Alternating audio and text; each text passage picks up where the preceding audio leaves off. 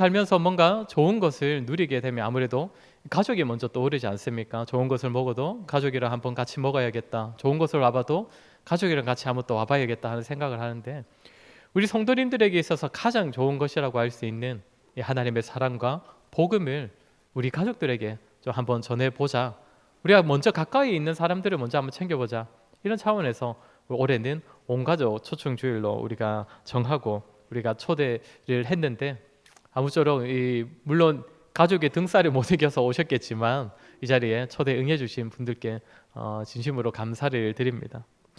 제 개인적으로는 1년 중에 가장 설교하기 어려운 날이기도 합니다. 예, 우리 성도님들에게만 설교할 때는 좀 마음 편히 제가 하는 편이지만, 그래도 새로 오신 분들이 있기 때문에, 그래서 제가 고민을 좀 오래전부터 하다가 가족 중에 초청되어 오시는 분들은 어떤 분일까를 많이 생각을 해보니까, 아무래도 한때는 신앙생활을 하셨다가 중간부터 어떤 사정이든 쉬게 되신 분들이 좀 많이 계시지 않을까 하는 생각이 들었고, 또 그런 분들한테 딱 맞는 또 우리 성경에서 예수님께서 직접 하신 비유가 있기 때문에 오늘 이 본문으로 정하여서 말씀을 전하기로 했습니다. 아버지의 품을 떠났던 아들이 다시금 아버지께로 돌아오는 내용인데, 그래서 신앙생활을 쉬고 있던 분들께는 아버지 하나님의 마음을 다시금 기억하여서 신앙생활을 다시 시작하시는 계기가 되었으면 좋겠고, 또 신앙생활을 한 번도 해본 적 없는 분들에게도 오늘 이 이야기는 우리를 향한 하나님의 사랑을 너무나 잘 나타내 보여주기 때문에 이 설교를 통해서 우리 하나님의 사랑이 좀 전해지는 그런 시간이 되었으면 좋겠습니다. 먼저 본문의 내용을 조금 확인하도록 하겠습니다. 오늘 본문은 예수님께서 직접 들려주신 비유, 하나의 이야기입니다. 두 아들을 둔 아버지 이야기인데, 어느 날 둘째 아들이 아버지에게 무엇을 요청하느냐면, 우리 오늘 본문 12절 말씀 우리 같이 한번 읽어보겠습니다. 시작. 그 둘째가 아버지에게 말하되,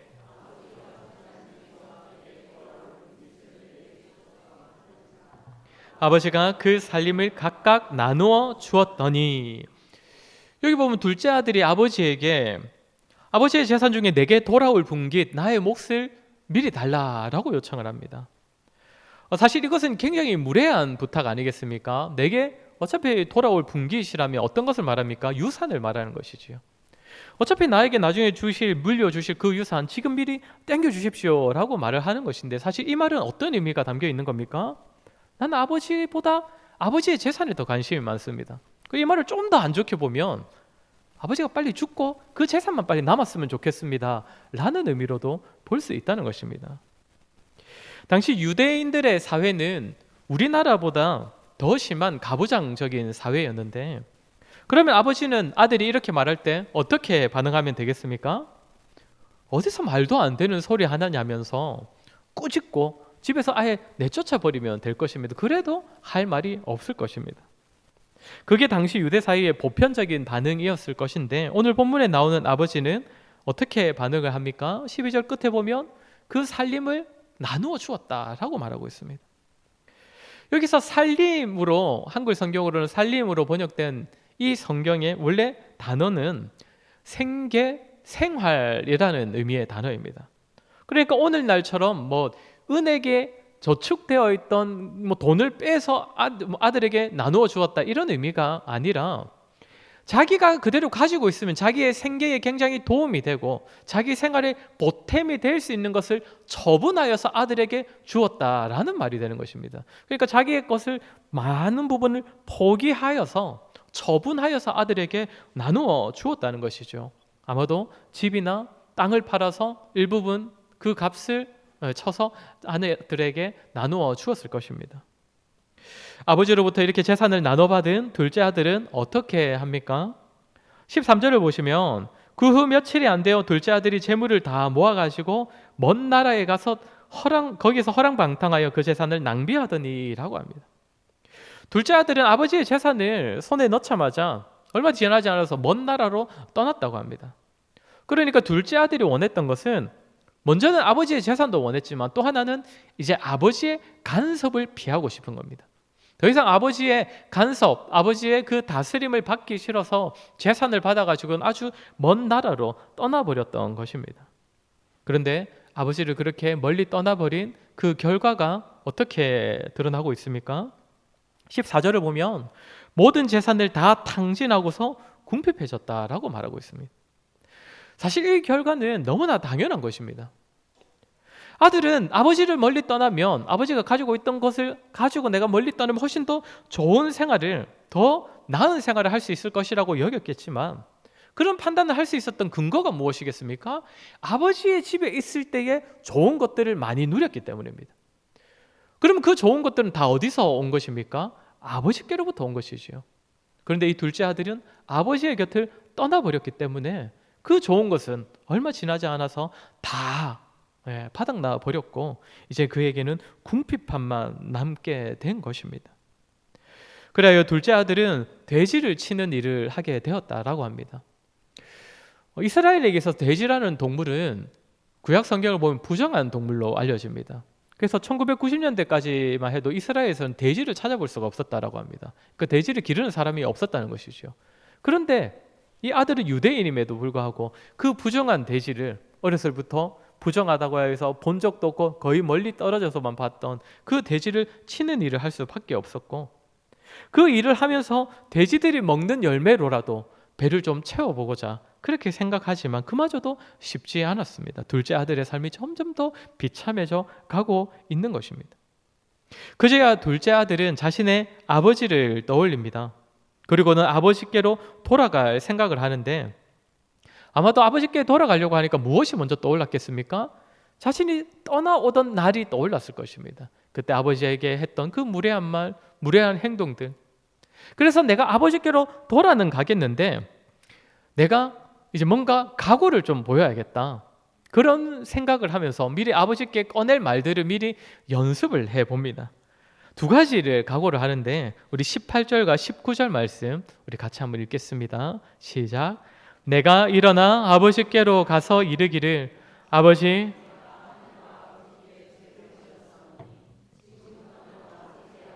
일컬음을 감당하지 못하겠나이다. 나를 품꾼의 하나로 보소서 하리라 하고.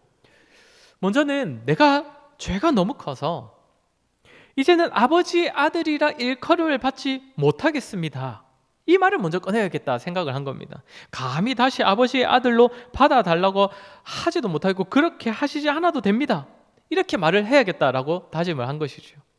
그리고 또 하나는 무엇이냐, 나를 품꾼의 하나로 보소서입니다. 나를 아들이 아니라 품꾼으로 받아달라는 것입니다. 그런데 당시 유대 사회에는 두 가지 종류의 품꾼, 두 가지 종류의 종이 있었습니다. 하나는 주인의 집에 거주하는 종입니다.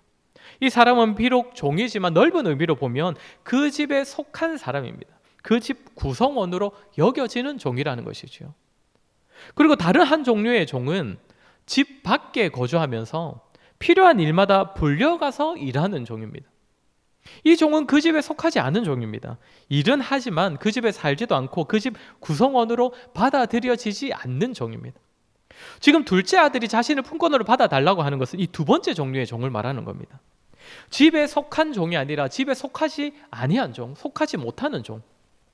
왜 그러겠습니까? 종으로라도 나는 그 집에 속할 자격이 없다라고 여기는 것이죠. 아들이 아니라 종으로라도 그 집에 나는 다시 들어갈 자격이 없다. 아들도 될 수 없고 뿐만 아니라 종이 되어서도 그 집에 살거나 집에 속할 수 있는 정도가 아니라고 그렇게 다짐하고, 그 말부터 아버지에게 꺼내야겠다라고 그렇게 각오를 하고 아버지께로 돌아간 것입니다. 이렇게 둘째 아들이 각오를 하고 아버지의 집으로 돌아오는데 어떤 일이 일어납니까? 우리 20절 한번 같이 읽겠습니다. 시작. 이에 일어나서 아버지께로 돌아가니라. 아직도 거리가 먼데 아버지가 그를 보고 측은히 여겨 달려가 목을 안고 입을 맞추니. 아직 거리가 먼데 아버지가 달려가서 그를 안고 입을 맞췄다라고 하고 있습니다. 아버지가 멀리서부터 아들이 오는 것을 알아챘다라는 것인데 어떤 말이겠습니까? 계속적으로 아들이 돌아오기를 기다리고 있었다는 것이죠. 그래서 저 멀리 마을 입구가 될 만한 그 길을 계속 하면서 계속 아들을 기다리면서 바라보고 있었다는 것입니다. 그래서 아들이 멀리서 오는 것을 발견했을 때 뛰어가서 아들을 안고 입을 맞추었다는 것이죠. 그런데 예전 우리나라도 좀 그랬던 것처럼 그 당시 가부장적이었던 유대인 사회에서는 아버지는 뛰지를 않았습니다. 아버지는 특히 자녀 앞에서는 항상 품위를 지킨답시고 걸어 다녔습니다. 그런데 오늘 아버지는 멀리서 오고 있는 이 아들을 향하여서 기꺼이 뛰어가고 있는 것입니다. 아들이 가까이 올 때까지 기다리고 있지 않습니다. 먼 길을 달려가서 아들을 안고 입을 맞춘다는 것이죠. 이제 둘째 아들은 그 아버지를 향하여서 준비했던, 연습했던 대사를 꺼내기 시작합니다. 준비한 대사가 무엇이었습니까? 하나는 나는 더 이상 아버지의 아들이 되지 못하겠습니다. 다른 하나는 무엇입니까? 나를 품꾼으로, 그것도 집에 속하지 못한 그 정도의 품꾼으로 받아주십시오. 그래서 21절을 보면 그렇게 자신이 준비한 말을 꺼내기 시작합니다. 내가 하늘과 아버지께 죄를 지었사오니 지금부터 아버지의 아들이라 일컬음을 감당하지 못하겠나이다. 딱 여기까지 말을 했는데, 그러니까 아직 할 말을 다 못한 것이지요. 두 번째 할 말이 남아있는 겁니다. 나를 품꾼으로 여겨달라는 말을 더 해야 되는데, 이때 아버지가 그 아들의 말을 가로채면서 뭐라고 합니까? 어떻게 합니까? 22절부터 24절 말씀 우리 같이 읽겠습니다. 시작. 아버지는 종들에게 이르되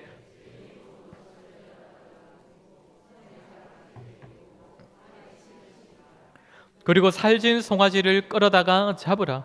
우리가 먹고 즐기자. 이 내 아들은 죽었다가 내가 잃었다가 다시 얻었노라 하니 그들이 즐거워하더라. 아멘.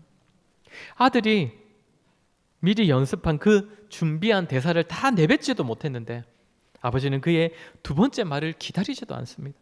곧바로 종들에게 제일 좋은 옷을 입히고 손에 가락지를 끼우고 그리고 발에 신을 신기라.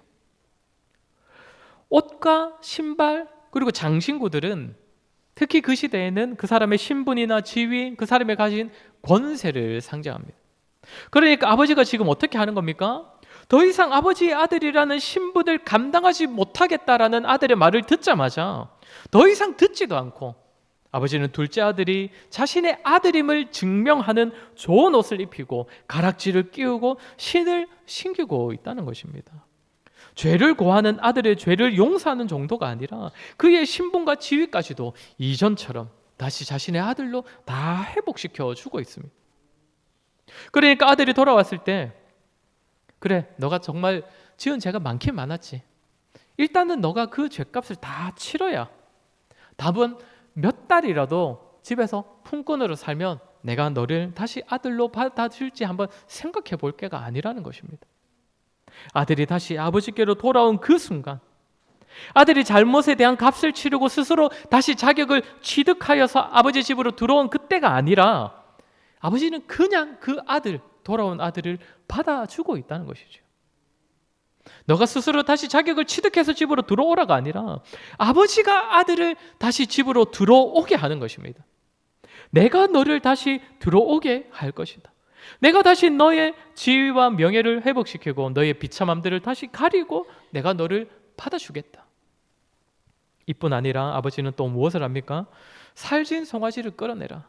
우리가 먹고 즐기자. 그리고는 이 잔치에 그 집 사람들 모두를 다 초청하여서 함께 즐거워하게 됩니다. 내 아들은 죽었다가 다시 살아났고 잃었다가 다시 얻은 아들이라면서 모두와 함께 즐거운 잔치를 벌입니다. 아버지가 지금 얼마나 기뻐하고 있는지를 보여주는 것이지요. 지금도 뭐 소고기가 귀하지만 당시로 치자면 최고급 음식이라고 할 수 있는 살진 송아지를 잡고 아들이 죽었다가 다시 살아났다면서 온 식구들과 아까 말한 집에 속한 모든 종들과 함께 아들이 돌아온 사실을 기뻐하고 있는 것입니다. 이 아버지에겐 더 이상 이전에 둘째 아들이 보였던 그 잘못된 태도, 그가 저질렀던 잘못들이 더 이상 관심의 영역이 아닙니다. 아들을 향한 아버지의 사랑으로 그의 잘못을 다 덮고 있는 것입니다. 그가 저지른 죄와 허물도 다 덮고 다 가리고 그저 아들을 향한 사랑으로 그 아들을 다 받아주고 관계를 회복시켜주고 있는 것입니다. 아들은 아버지를 무시하고 아버지의 재산의 일부를 많이 탕진하고 그렇게 돌아왔는데 아버지는 또다시 얻은 아들을 위하여서 풍성히 자신의 재산을 기꺼이 내어주고 있는 것입니다. 사랑하는 성도 여러분, 또 오늘 초청되어 이 자리에 오신 우리 가족분 그리고 또 우리 이웃 여러분, 시작할 때도 말씀드렸던 것처럼 오늘 말씀드린 이 이야기는 과거에 예수님께서 직접 말씀해 주신 비유로서 우리를 향한 아버지 하나님의 사랑을 정말 잘 설명해 주는 그런 이야기입니다. 오늘 비유에 나오는 이 아버지는 성도들이 아버지라고 고백하는 하나님을 나타내는 것이고, 또 집을 떠났다가 돌아온 아들은 하나님께서 지금도 기다리시고 다시 돌아오기를 원하고 계시는 모든 사람들을 의미하기 때문입니다. 오늘 이야기에 나오는 아버지가 집을 떠난 아들이 다시 돌아오기를 간절히 바라고 기다렸던 것처럼 하늘에 계신 우리 하나님 아버지께서도 이 자리에 계신 모든 분들이 아버지 하나님께로 다시 돌아오기를 기다리고 계십니다. 또한 여기 있는 어느 누구라도 언제라도 아버지께로 돌아오기만 하면 오늘 말씀에 나오는 이 둘째 아들의 아버지처럼, 아니 이 아버지보다 훨씬 더 풍성한 그러한 사랑으로 저와 여러분을 받아주시고 자녀 삼아주시고 예비된 풍성한 복들을 내려주실 것입니다. 그렇게 이 자리에 모인 모두가, 특히 오늘 초대되어 오신 분들이 물론 가족들의 간청에 못 이겨 오셨겠지만 우리를 기다리시는 이 아버지 하나님의 사랑을 꼭 좀 아셨으면 좋겠습니다. 오늘 본문에 나오는 이 둘째 아들이 언제 내가 다시 아버지께로 돌아가야겠다라는 그런 다짐을 하게 되었습니까? 자신의 비참함을 깨달았을 때입니다. 지금 다른 나라에서 자신은 평생 부정하게 여기고 있었던 그 돼지를 치면서 돼지가 먹는 열매로라도 배를 채워보려고 하는데 그마저도 얻기 힘들 그때에 분명 아버지를 멀리 떠나 사는 것이 훨씬 더 자신을 행복하고 자유롭게 해줄 것이라고 여겨서 아버지를 떠났는데 아버지 곁을 떠나보니 더더욱 비참한 것입니다. 그래서 아들은 아버지께로 돌아가야겠다는 마음을 품게 된 것이지요. 아버지께는 자신의 비참함을 충분히 채우고도 남을 좋은 것들이 너무나 많이 있다는 사실을 알기 때문입니다. 그리고 결국 아버지로 말미암아 바닥까지 떨어졌던 그런 비참함들이 다 다시 회복을 경험하게 됩니다. 우리도 마찬가지입니다. 우리 역시 우리가 가진 모든 비참함들, 우리가 안고 있는 문제들을 해결받고 체험받는 것은 우리가 아버지 하나님께로 돌아갈 때 가능한 것입니다. 우리가 아버지께로 간다면 우리 하나님 아버지께서도 우리를 받아주시고 우리를 비참하게 만들고 있는 모든 문제, 모든 원인들을 다 해결해 주실 것입니다. 그런데 문제는 무엇입니까? 자신의 인생이 비참하다는 생각을 하는 사람이 잘 없다는 것이지요. 아마 여기 계신 분들 중에 내 인생이 참 너무나 비참하다, 내가 해결해야 하는 문제투성이밖에 없다, 그렇게 생각하는 분은 아마도 없으실 것 같습니다. 내가 풍족하진 않아도 그래도 부족하진 않고 어려운 일들이 조금 있긴 해도 내 인생이 비참하다라고 말할 만큼 그렇게 안타깝게 여기는 분들이 잘 없다는 것이죠. 그런데 과연 참으로 우리 인생은 비참하지 않고 아무 어려움도 없는 것일까요? 흔히 하는 말 중에 눈에 보이는 것보다 눈에 보이지 않는 것이 더 중요하다, 더 본질적이다, 이런 말들이 있지 않습니까? 실제로 그러합니다. 보이지 않는 것이 더 크고 더 본질적인 의미를 가진 것들이 훨씬 많습니다. 그렇게 사람이 비참하다고 느끼는 기준도 눈에 보이지 않는 것을 두고 판단해 보아야 할 것입니다. 당장 나에게 돈이 좀 부족하고 또 원하는 것을 가지지 못하는 그런 문제들보다 보이지 않는 더 본질적이고 사실상 더 중요한 문제들을 바라볼 줄 알아야 한다는 것입니다. 그러면 사람에게 있어서 눈에 보이지 않지만 가장 큰 문제, 그리고 모두에게 공평하게 주어져 있는 어려움들은 무엇입니까? 바로 삶과 죽음의 문제입니다. 그렇지 않습니까? 모든 사람에게 생명은 하나이고 모든 사람에게 죽음은 공평하게 주어집니다. 모두가 한 목숨으로 살아가고 있다가 모두가 때가 되면 죽음을 맞이하게 됩니다. 세상에 어느 누구도 세월을 거스를 수가 없습니다. 우리 모두가 다 한때는 다 이제 건강한 육신을 가지고 또 아름답고 예쁜 멋진 모습으로 살던 때가 있지 않았겠습니까? 젊은 사람들은 리즈 시절 이렇게 부르곤 하던데 다들 리즈 시절이라고 부를 만한 그런 때가 있었을 것입니다. 피부도 탱탱하고 몸도 뭔가 아주 멋지고, 저도 지금 좀 이래 보이지만 한때는 배에 왕자가 새겨질 만큼 그런 몸을 가지고도 있었는데 지금은 앞에서 봐도 옆에서 봐도 동그란 그런 몸을 제가 지금 가지고 있는데요. 우리가 그래서 한때는 다 멋있고 또 잘 나간다라고 할 만한 그런 때가 있었을 것입니다. 육신의 아름다움을 가지고 있었던 때. 그러나 세월이 지나면 다 어떻게 됩니까? 그런 것들은 다 사라지게 되죠. 말 그대로 세월 앞에는 장사가 없습니다. 지금이 리즈 시절인 분들도 시간이 흐르면 점점 더 주름이 깊어질 것이고 육신의 힘이 약해질 것이고 점점 더 성한 곳이 하나 없다라고 할 만한 그런 때가 올 것입니다. 우리는 세월에 따라서 육신의 생명이 점점 더 약해져 가고 있다는 사실을 분명히 알고 있습니다.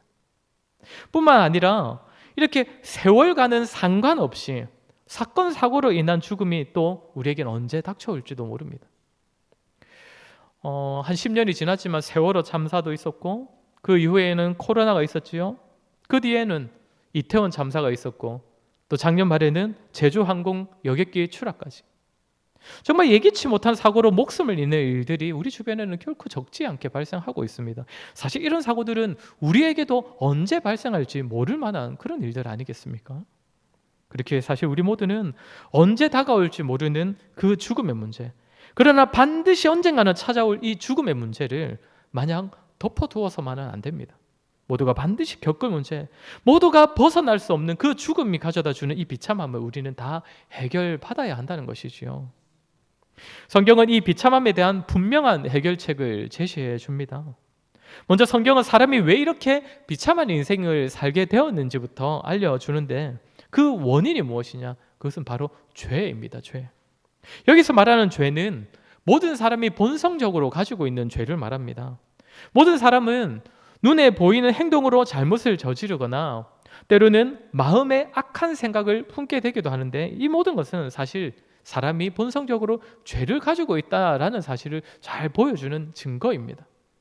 바로 이 죄 때문에 사람은 완전하지 않은 존재가 되었고 눈에 보이는 문제와 보이지 않는 모든 문제들이 이 죄로 말미암아 시작되었습니다. 죄로 말미암아 인생이 비참해졌다는 것입니다.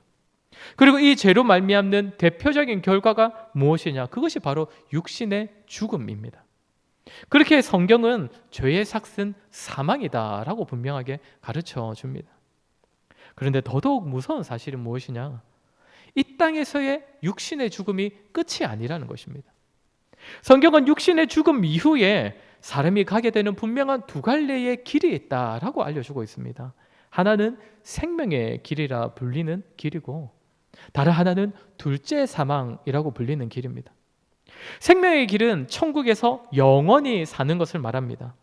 비록 이 땅에서는 육신의 힘이 다하면 죽음을 맞게 되지만 그 이후엔 생명의 길로 들어서게 된 사람은 천국에서 영원히 살게 되는데 이것을 성경은 영생이라고 부르고 있습니다. 다른 하나의 길은 성경에서 둘째 사망이라고 부르는 길입니다. 육신의 죽음 이후에 또 한 번 맞이하게 되는 죽음을 말합니다. 그런데 이 두 번째 죽음은 육신의 죽음처럼 끝이 있는 게 아니라 영원합니다. 이 땅에서 당하는 비참함보다 더 큰 비참함과 더 큰 고통과 아픔으로 영원히 살게 되는 것, 그것이 성경이 말하는 둘째 사망이라는 것입니다. 여기서 가장 중요한 사실은 육신의 죽음 이후에 가게 되는 생명의 길과 아니면 둘째 사망, 이 두 갈래의 길은 육신을 입고 있는 이 땅에서 미리 정해진다는 것입니다. 육신을 가지고 살아가는 이 땅에서 우리가 나중에 죽음 이후에 생명의 길을 가게 되느냐, 둘째 사망으로 가게 되느냐가 정해진다는 것이지요. 그러면 과연 이 땅에서 우리가 이 둘째 사망으로 가지 않고 우리가 바로 생명의 길로 옮겨질 수 있는 그 방법이 무엇인가? 그것은 아까 말씀드린 것처럼 우리의 모든 비참함의 원인이 되는 죄의 문제를 해결받는 것입니다. 그 원인이 되는 죄의 문제가 해결되어야 우리는 둘째 사망이 아닌 생명의 길로 갈 수 있는데, 그러면 과연 이 땅에서 우리는 이 죄의 문제를 어떻게 해결받을 수 있는가? 그것은 오늘 둘째 아들이 자신의 비참함이 오직 아버지께로 가야 해결받을 수 있다는 사실을 깨닫고 아버지께로 갔던 것처럼 저와 여러분도 우리 아버지 하나님께로 감으로써, 아버지 하나님께로 돌아감으로써 해결받을 수 있습니다. 아버지 하나님께서는 오늘 본문에 나오는 이 아버지의 마음으로 이 자리에 있는 우리 모두가 아버지께로 돌아오기를 기다리고 계시기 때문에 우리가 나의 비참함들, 나의 문제들, 나의 죽음의 문제와 이 땅에서 당하는 모든 문제들 오직 하나님께서 해결해 주실 수 있다는 사실을 고백하며 아버지께로 돌아갈 때에 아버지 하나님께서는 죽음의 문제를 비롯한 모든 비참함들을 다 해결해 주시고 다 회복시켜 주실 것입니다. 그렇기 때문에 우리는 아버지께로 가야 하는 것입니다. 그러면 우리가 아버지께로 갈 수 있는 방법은 무엇인가? 아버지께로 갈 수 있는 길은 오직 하나뿐이라고 성경이 분명히 증거하고 있습니다. 요한복음 14장 6절 말씀 우리 같이 한번 읽겠습니다. 시작. 예수께서 이르시되 나로 말미암지 않고는 아버지께로 올 자가 없느니라. 뭐라고 합니까? 오직 예수님을 통해서만 아버지께로 갈 수 있다는 것입니다. 하나님의 아들이신 예수님께서는 십자가에 달려 돌아가심으로써 사람이 가진 죄의 문제를 다 해결해 주셨기 때문에 예수님을 통하여야 아버지 하나님께로 나아갈 수 있다는 것입니다. 여기서 중요한 것은 그 모든 사람이 예수님의 십자가로 죄의 문제를 해결받는 것은 아니라는 것입니다. 어떤 자만이 예수님께서 이 죄의 문제를 해결해 주시는가? 요한복음 5장 24절 말씀 같이 읽겠습니다. 시작. 내가 진실로 진실로 너희에게 이르노니 또 나 보내신 이를 믿는 자는 영생을 얻었고 심판에 이르지 아니하나니 사망에서 생명으로 옮겼느니라. 아멘. 예수님께서 직접 하신 말씀입니다.